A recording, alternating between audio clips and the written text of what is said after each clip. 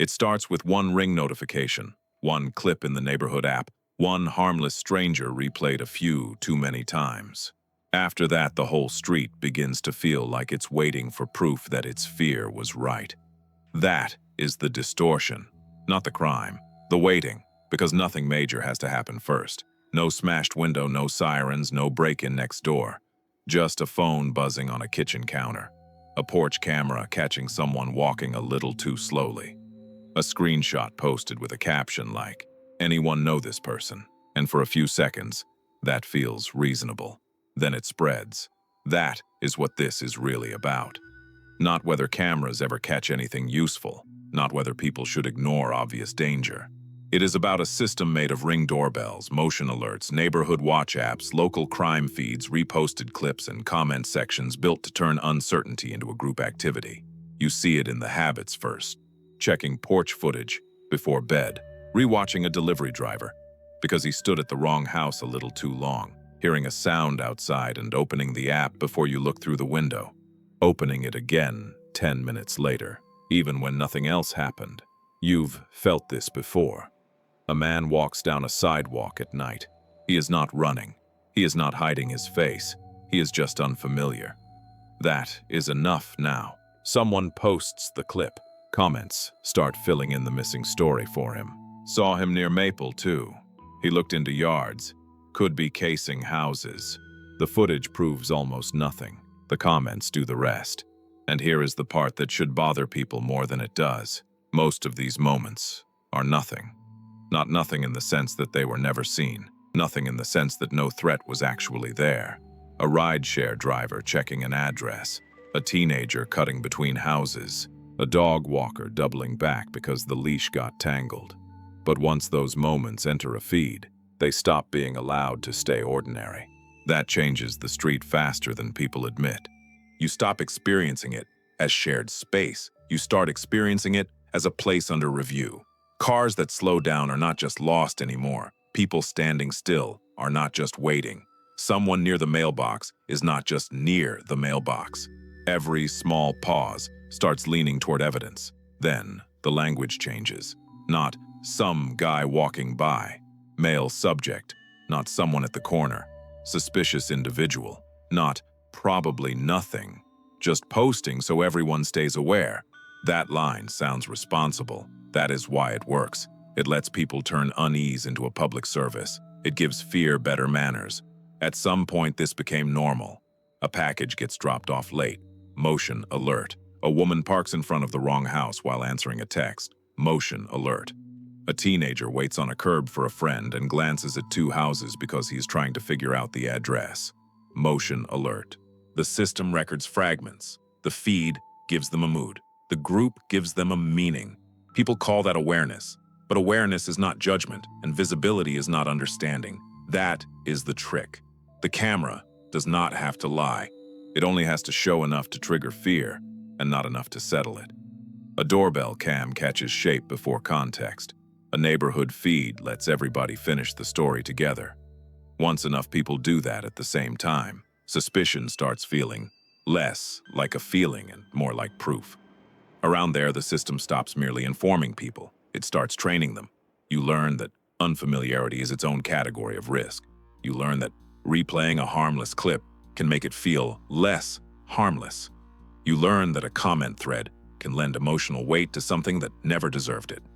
Not legal evidence, not factual evidence, social evidence, enough to change how your body feels when you hear footsteps outside your own house.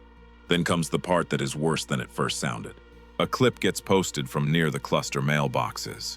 A person in a hoodie stands there for a minute, looks at the road, looks down, stays put. The comments arrive fast. This is how they scout neighborhoods. Why is he just standing there? Please report this. Somebody zooms in. Somebody says they saw him 2 streets over. Somebody drafts a call to non-emergency. Then, lower in the thread, long after the fear is already spread, someone recognizes him. He lives there. His ride was late. His phone had died. That should reset the mood. It doesn't. The post might get corrected. The nervous system does not. People still remember the posture, the hoodie, the frame, the feeling. By then, the explanation sounds weaker than the accusation, even though it is the only true part. That is the mechanism. A device captures ambiguity. A platform distributes it. A group amplifies it. And ordinary people start living inside the after effect. You can hear it in the way they talk now. Delivery drivers become topics. Solicitors become threats. Kids near the cul-de-sac get discussed like intruders. A family rents the house on the corner, and before anybody knows their names, people know what car they drive when they came home, and whether someone thought the visitors looked off. This is supposed to be community, but it behaves more like low-grade surveillance with neighborly language wrapped around it. And that does something ugly to everyday life. Not all at once, quietly. A person walking their dog at night changes sides of the street because they know how late movement looks on a porch cam. A delivery worker starts over-smiling and holding packages up clearly because he has felt what it means to be replayed.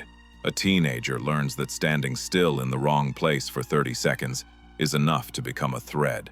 Around minute 5, the damage is no longer theoretical. It is behavioral. People begin editing themselves for cameras they cannot even see. They move in cleaner lines. They explain their presence before anyone asks. They try not to look lost. They try not to pause too long. They try to look like they belong, which is another way of saying they have learned that belonging is now something they may have to perform. You didn't notice when it started. Maybe it felt like caution. Maybe it even felt useful. But something was being outsourced each time. Your threshold for uncertainty, your ability to leave a harmless thing unresolved, your willingness to let another person remain unknown without treating that unknown as a threat first. And once that gets outsourced, other things go with it. Trust gets thinner, then patience, then proportion. You begin to understand your neighborhood, less through conversation and more through footage. Less through repeated human contact and more through timestamps, cropped frames, motion alerts, comments, guesses. That changes your instincts. Proximity starts feeling like exposure. Public space starts feeling psychologically owned by whoever is already watching. Then the suspicion turns inward. Not just toward strangers, toward neighbors. Someone asks why a car has been parked on the street overnight 3 times this week. Someone posts about a man walking behind the houses instead of using the sidewalk. Someone says a woman was standing in her own driveway after midnight and it felt off. And then it gets more personal. A man steps into his own front yard late at night to take a work call because he does not want to wake his kids. The next morning, he sees himself in the neighborhood app, grainy, paused, discussed by people he recognizes. That is the point where the system has already gone too far. Not when it misses context, when it teaches people to strip context away from each other. The monitored border is inside the neighborhood now. It runs through driveways, sidewalks, mailboxes, front lawns. It runs through the ordinary pauses of people who actually live there. That is harder to admit because by then the behavior feels moral. People think they are being responsible. They think vigilance is care. They think suspicion is just the cost of staying safe. But those are not the same thing. One protects a place. The other changes what the place is. And the change does not announce itself dramatically. A quiet street starts feeling tense without any visible incident. A person feels less welcome in their own neighborhood without anybody speaking to them directly. A community loses something central while still telling itself it is functioning normally. It happens in the body first. A longer look through the blinds, a second glance at a passerby, a small pulse of alertness when someone does not fit your internal map yet. Then it becomes culture. People wave less, they watch more. They know more tiny details about each other and trust each other less. They confuse access with understanding. They confuse documentation with wisdom. They confuse shared suspicion with solidarity. That is the philosophical crack in all of this.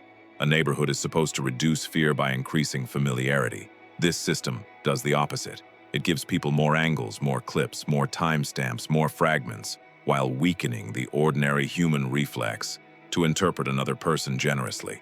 Not because people became monsters, because they adjusted, because the feed rewarded one instinct and starved another. At some point, safety stopped meaning, I know this place. It started meaning, I am prepared to suspect it.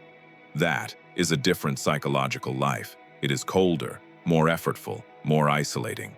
You still live near people, But increasingly, you meet them as alerts, not as neighbors. And the longer that goes on, the more you start accepting a quiet moral trade. You get to feel informed. In exchange, everyone else has to feel pre-screened. You get a record of movement. In exchange, other people lose the right to be ambiguous in peace. You get to tell yourself you are being careful. In exchange, a whole neighborhood learns to treat ordinary uncertainty like a low-level emergency. That sounds small. It isn't. Because once you accept that role, you do not just protect your house. You participate in a culture where every unfamiliar person must first pass through suspicion before they are allowed to become ordinary. A culture where being seen is no longer the same as being known. A culture where the first version of a stranger that reaches you is not a human being in shared space, but a warning. That changes the street, then the block, then you, more than people want to say out loud. If every stranger arrives through a warning screen first, what kind of society are you actually protecting?